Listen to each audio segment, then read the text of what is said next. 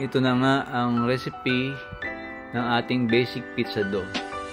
Ang recipe na ito ay magagamit rin natin sa paggawa ng siopaw or ng donut.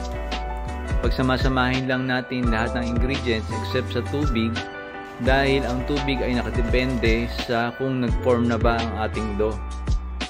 Kaya pwedeng wala pang isang cup or more than a cup.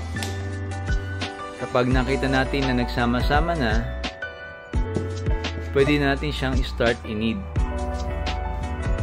Ang kneading naman ay tumatagal ng hanggang 15 minutes, kaya tiyaga-tiyaga lang. On the positive side,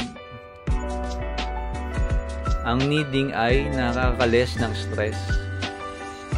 Kung mapansin nyo, halfway chinek ko ang dough natin kung ready na, pero hindi pa dahil napupunit pa siya.